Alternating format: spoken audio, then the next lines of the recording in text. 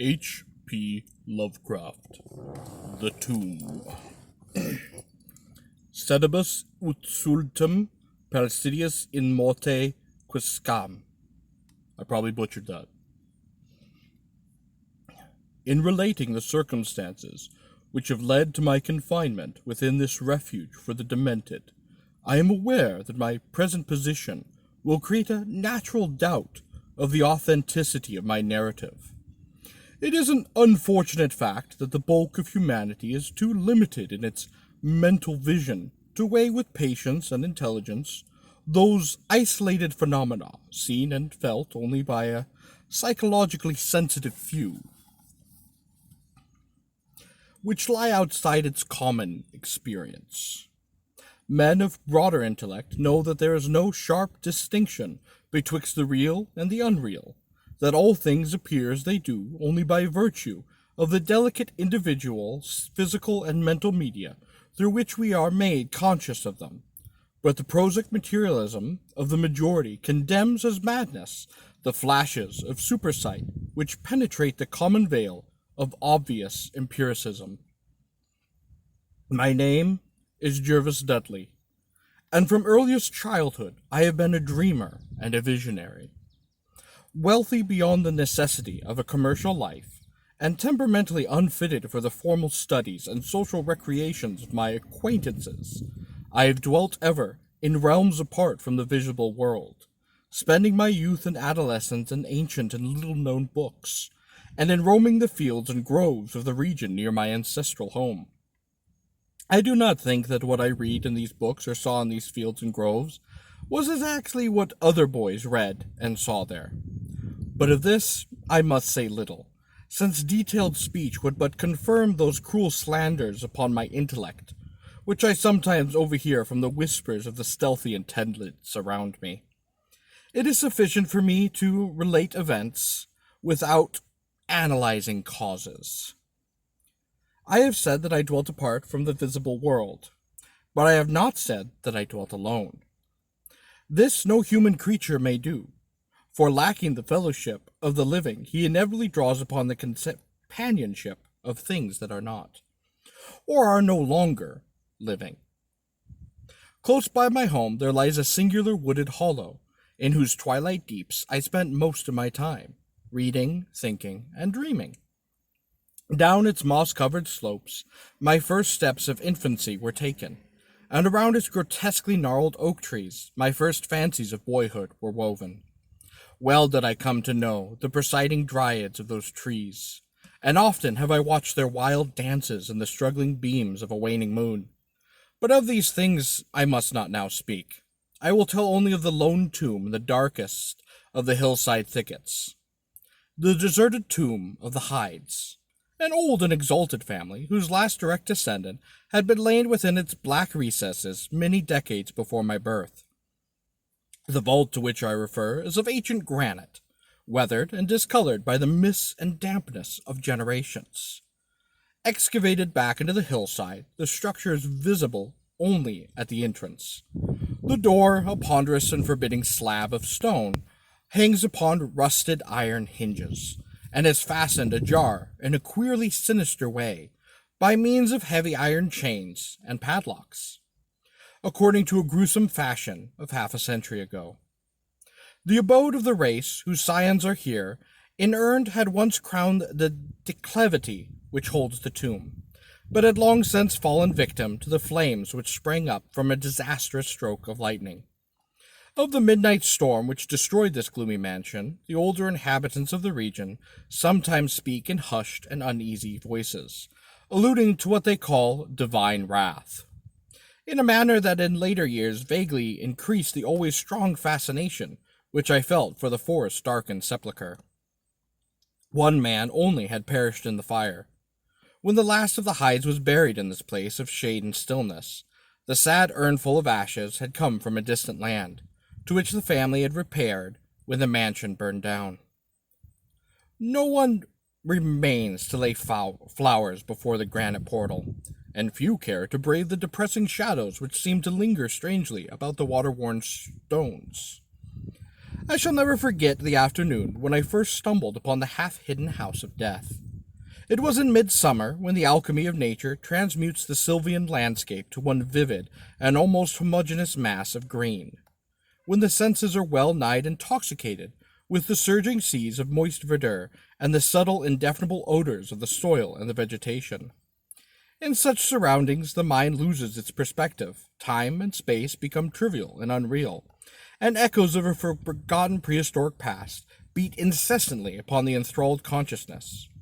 All day I had been wandering through the mystic groves of the hollow, thinking thoughts I need not discuss, and conversing with things I need not name. In years a child of 10, I had seen and heard many wonders unknown to the throng, and was oddly aged in certain respects. When upon forcing my way between two savage clumps of briars, I suddenly encountered the entrance of the vault. I had no knowledge of what I had discovered. The dark blocks of granite, the door so curiously ajar, and the funeral carvings above the arch aroused in me no associations of mournful or terrible character. Of graves and tombs I knew and imagined much, but had no account of my peculiar temperament been kept from all personal contact with churchyards and cemeteries. The strange stone house on the woodland slope was to me only a source of interest and speculation, and its cold, damp interior, to which I vainly peered through the aperture so tantalizing, left contained for me no hint of death or decay. But in that instant of curiosity was born the madly unreasoning desire which has brought me to this hell of confinement, spurred on by a voice which must have come from the hideous soul of the forest. I resolved to enter the beckoning gloom in spite of the ponderous chains which barred my passage. In the waning light of day, I alternately rattled the rusty implements with a view to throwing wide the stone door, and essayed to squeeze my slight form through the space already provided. But neither plan met with success. At first curious, I was now frantic, and when in the thickening twilight I returned to my home, I had sworn to the 100 gods of the grove that at any cost I would some day force an entrance to the black, chilly depths that seemed calling out to me. The physician with the iron-gray beard, who comes each day to my room, once told a visitor that this decision marked the beginning of a pitiful monomania, but I will leave final judgment to my readers when they shall have learned all. The months following my discovery were spent in futile attempts to force the complicated padlock of the slightly open vault, and in carefully guarded inquiries regarding the nature and history of the structure. With the traditionally receptive ears of the small boy, I learned much, though a habitual secretiveness caused me to tell no one of my information or my resolve. It is perhaps worth mentioning that I was not at all surprised or terrified on learning of the nature of the vault. My rather original ideas regarding life and death had caused me to associate the cold clay with the breathing body in a vague fashion, and I felt that the great and sinister family of the burned-down mansion was in some way represented within the stone space I sought to explore. Mumbled tales of the weird rites of the godless revels of bygone years in the ancient hall gave to me a new and potent interest in the tomb, before whose door I would sit for hours at a time each day. Once I thrust a candle within the nearly closed entrance, but could see nothing save a flight of damp stone steps leading downward. The odor of the place repelled, yet bewitched me. I felt I had known it before, in a past remote beyond all recollection, beyond even my tenancy of the body I now possess. The year after I first beheld the tomb, I stumbled upon a worm-eaten translation of Plutarch's Lives in the book-filled attic of my home. Reading the life of Theseus, I was much impressed by that passage telling of the great stone beneath which the boyish hero was to find his tokens of destiny whenever he should become old enough to lift its enormous weight. This legend had the effect of dispelling my keenest impatience to enter the vault, for it made me feel that the time was not yet ripe. Later, I told myself, I should go to a strength and ingenuity which might enable me to unfasten the heavily chained door with ease, but till then I would do better by conforming to what seemed the will of fate. Accordingly, my watches by the dank portal became less persistent, and much of my time was spent in other, though equally strange pursuits. I would sometimes rise very quietly in the night, stealing out to walk in those churchyards and places of burial from which I had been kept by my parents. What I did there I may not say, for I am not now sure of the reality of certain things. But I know that on the day after such a nocturnal ramble, I would often astonish those about me with my knowledge of topics almost forgotten for many generations. It was after a night like this that I shocked the community with a queer conceit about the burial of the rich and celebrated Squire Brewster, a maker of local history who was interred in 1711, and whose slate headstone, bearing a graven skull and crossbones, was slowly crumbling to powder. In a moment of childish imagination, I vowed not only that the undertaker, Goodman Simpson, had stolen the silver-buckled shoes, silken hose, and satin small-clothes of the deceased before burial, but that the squire himself, not fully inanimate, had turned twice in his mound-covered coffin on the day after interment. But the idea of entering the tomb never left my thoughts, being indeed stimulated by the unexpected genealogical discovery that my own maternal ancestry possessed at least a slight link with the supposedly extinct family of the Hydes. Last of my paternal race, I was likewise the last of this older and more mysterious line. I began to feel that the tomb was mine, and to look forward with hot eagerness to the time when I might pass within that stone door and down those slimy stone steps in the dark. I now formed the habit of listening very intently at the slightly open portal, choosing my favorite hours of midnight stillness for the odd vigil.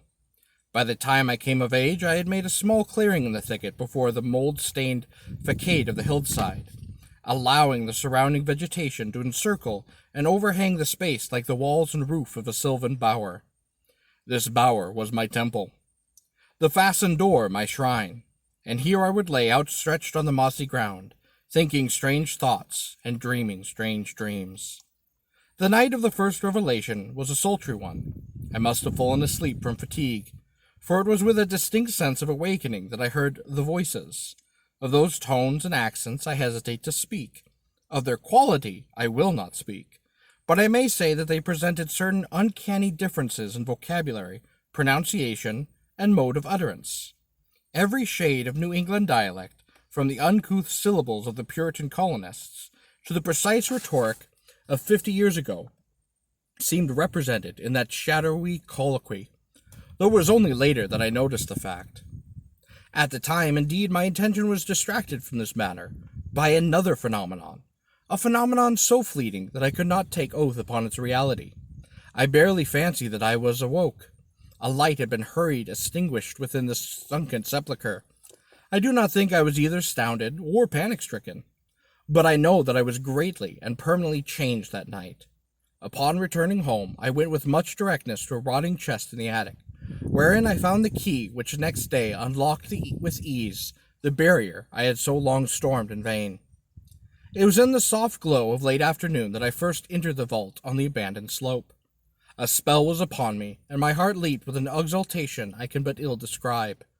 As I closed the door behind me and descended the dripping steps by the light of my lone candle, I seemed to know the way, and though the candle sputtered with the stifling reek of the place, I felt singularly at home in the musty charnel house air. Looking about me, I beheld many marble slabs bearing coffins, or the remains of coffins. Some of these were sealed and intact, but others had nearly vanished, leaving the silver handles and plates isolated amidst certain curious heaps of whitish dust. Upon one plate I read the name of Sir Geoffrey Hyde, who had come from Sussex in 1640, and died here a few years later, and a conspicuous alcove was one fairly well preserved and untenanted casket, adorned with a single name, which brought to me both a smile and a shudder. An odd impulse caused me to climb upon the broad slab, extinguish my candle, and lie down within the vacant box. In the grey light of dawn I staggered from the vault and locked the chain of the door behind me. I was no longer a young man, though but 21 winters had chilled my bodily frame. Early rising villagers who observed my homeward progress looked at me strangely, and marveled at the signs of ribald revelry which they saw in whose life was known to be sober and solitary. I did not appear before my parents till after a long and refreshing sleep. Henceforth I haunted the tomb each night, seeing, hearing, and doing things that I must never reveal. My speech, always susceptible to environmental influences, was the first thing to succumb to the change, and my suddenly acquired acridism of diction was soon remarked upon. Later, a queer boldness and recklessness came into my demeanor, till I unconsciously grew to possess the bearing of a man of the world, despite my lifelong seclusion. My formerly silent tongue waxed voluble with the easy grace of Chesterfield or the godless cynicism of Rochester. I displayed a peculiar erudition utterly unlike the fantastic monkish lore over which I had pored in youth, and covered the fly-leaves of my books with facilely impromptu epigrams, which brought up suggestions of Gay, Prior, and Spriteless of the Augustan wits and rhymesters. One morning at breakfast I came close to disaster by proclaiming in pulpery licorice accents and a fusion of 18th century Bacchanalian mirth, a bit of gregarian playfulness never recorded in a book, which ran something much like this. Come hither, my lads, with your tankards of ale, and drink to the present before it shall fail. Pile each one on your platter a mountain of beef, 'tis eating and drinking that brings us relief. So fill up your glass, your life will soon pass, when ye dead you'll no drink to your king or your lass. Anacreon had a red nose, what they say. What's a red nose if you're happy and gay? Gad split me, I'd rather be wed whilst I'm here, and white as a lily and dead half a year. So Betty, my miss, come give me a kiss. In hell there's no innkeeper daughter like this. Young Harry propped up just as slight as he's able, and soon lose his wig and slipped under the table. And fill up your goblets and pass 'em around, better under the table than under the ground. So revel and chaff, yet you're thirsty a craft, under 6 feet of dirt, less easy to laugh. The fiends like me blue, I'm scarcely able to walk, and damn me if I can stand upright or talk. Hey, landlord, did Biddy to summon a chair? I'll home for a while, for my wife is not there. So lend me a hand, I'm not able to stand, but I'm gay whilst I linger on top of the land. About this time I conceived my present fire of fire and thunderstorms, previously indifferent to such things. I had now an unspeakable horror of them, and would retire to the innermost recesses of the house whenever the heavens threatened an electric display. A favorite haunt of mine during the day was the ruined cellar of the mansion that had burned down, and in fancy I would picture the structure had been in its prime. On one occasion I startled a villager by leading him confidently to a shallow subcellar, of whose existence I seemed to know, in spite of the fact that it had been unseen and forgotten for many generations. At last came that which I had long feared. My parents, alarmed at the altered manner and appearance of their only son, commenced to exert over my movements a kindly espionage which threatened to result in disaster. I told no one of my visits to the tomb, having guarded my secret purpose with a religious zeal since childhood. But now I was forced to exercise care in threading the mazes of the wooded hollow, that I might throw off a possible pursuer. My key to the vault I kept suspended from a cord about my neck, its presence known only to me. I never carried out of the sepulchre any of the things I came upon whilst within its walls. One morning, as I emerged from the damp tomb and fastened the chain of the portal with none too steady hand, I beheld in an adjacent thicket the dreaded face of a watcher. Surely the end was near, for my bower was discovered, and the objective of my nocturnal journeys revealed. The man did not accost me, so I hastened home, in an effort to overhear what he might report to my careworn father. Were my sojourns beyond the chained door about to proclaim to the world? Imagining my delighted astonishment on hearing the spy inform my parents in a cautious whisper that I had spent the night in the bower outside the tomb. My sleep-filmed eyes fixed upon the crevice where the padlocked portal stood ajar. By what miracle had the watcher been thus deluded? I was now convinced that a supernatural agency protected me. Made bold by this heaven-sent circumstance, I began to resume perfect openness in going to the vault, confident that no one could witness my entrance. For a week I tasted to the full joys of that charnel conviviality which I must not describe. Then the thing happened, when I was borne away to this accursed abode of sorrow and monotony. I should not have ventured out that night, for the taint of thunder was in the clouds, and a hellish phosphorescence rose from the rank swamp at the bottom of the hollow. The call of the dead, too, was different. Instead of the hillside tomb, it was the charred cellar at the crest of the slope, whose presiding demon beckoned to me with unseen fingers. As I emerged from an achieving grove upon the plain before the ruin, I beheld in the misty moonlight a thing I had always vaguely expected. The mansion, gone for a century, once more reared its stately height to the raptured vision, every window ablaze with the splendor of many candles. Up the long drive rolled the coaches on the Boston gentry, whilst on foot came a numerous assemblage of powdered exquisites from the neighboring mansions. With this throng I mingled, though I know I belonged with the host rather than with the guests. Inside the hall were music, laughter, and wine on every hand. Several faces I recognized, though I should not have known them better had they been shriveled or eaten away by death and decomposition. Amidst a wild and reckless throng, I was the wildest and most abandoned.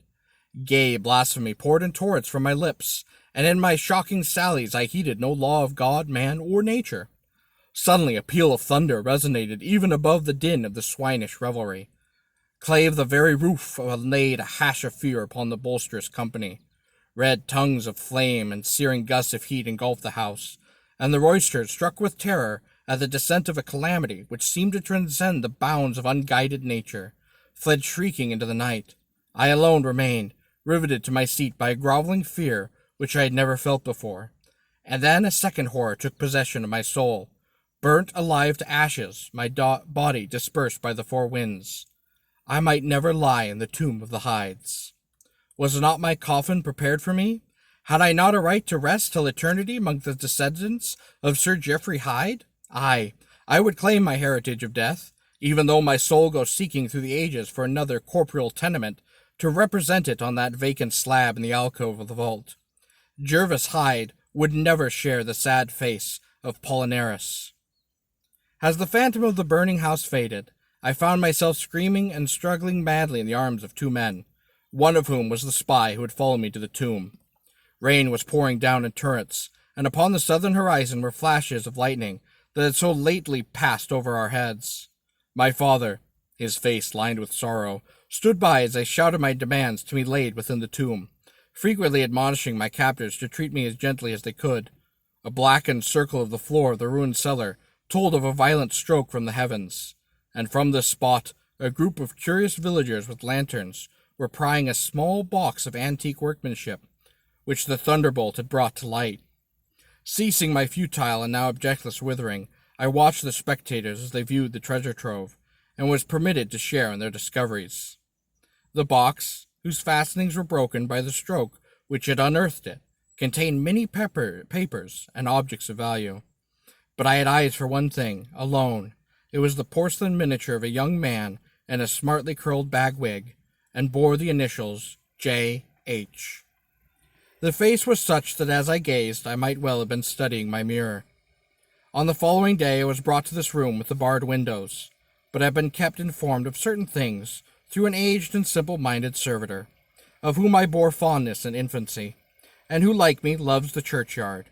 What I have dared relate to my experiences from within the vault has brought me only pitying smiles. My father, who visits me frequently, declares that at no time did I pass that chained portal, and swears that the rusted padlock had not been touched for 50 years when he examined it.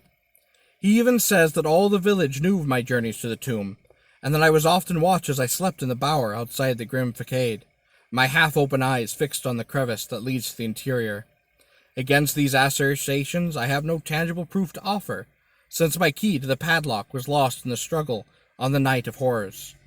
The strange things of the past which I learned during those nocturnal meetings with the dead he dismisses as the fruits of my lifelong and omnivorous browsing amongst the ancient volumes of the family library.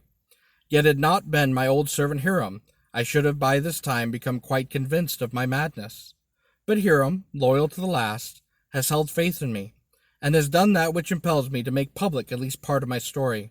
A week ago he burst open the lock which changed the door of the tomb perpetually ajar, and descended with a lantern into the murky depths. On a slab, in an alcove, he found an old but empty coffin, whose tarnished plate reads the single word Jervis. In that coffin, and in that vault, they have promised me, I shall be buried.